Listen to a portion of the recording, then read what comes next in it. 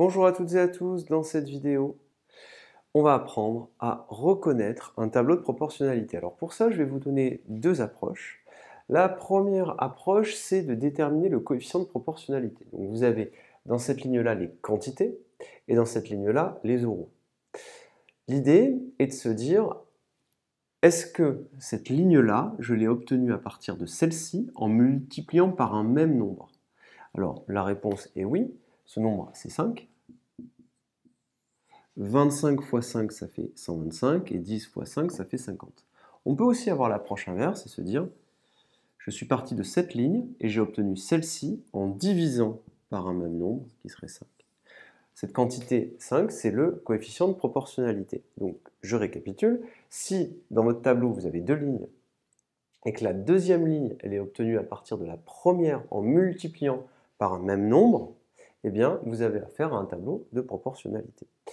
De la même manière, si la première ligne est obtenue à partir de la deuxième en divisant par un même nombre, je prends cette ligne 125, je divise par 5, j'obtiens bien 25. Je prends cette ligne 50, je divise par 5, j'obtiens bien 10. Eh bien, j'ai affaire à un tableau de proportionnalité. Ça, c'est la première technique. Le problème, c'est qu'il faut trouver cette quantité.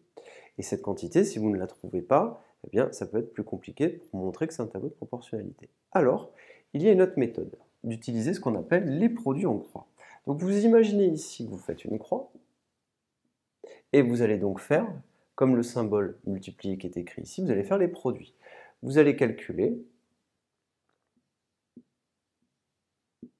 125 multiplié par 10, d'une part, et d'autre part, vous allez calculer 25 multiplié par 50.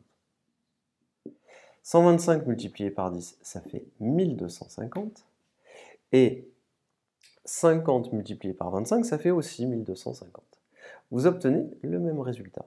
Comme vous avez obtenu le même résultat, eh bien, le tableau que vous avez est un tableau de proportionnalité. On a appliqué la deuxième méthode qui est les produits en croix. Ça vous permet, la deuxième méthode, de ne pas avoir à trouver ce coefficient, de pouvoir tout de suite prouver que votre tableau est un tableau de proportionnalité. Donc, je récapitule, vous prenez ce nombre multiplié par celui-ci, ce nombre multiplié par celui-ci. Si c'est égal, eh bien, vous avez affaire à un tableau de proportionnalité. C'est très simple.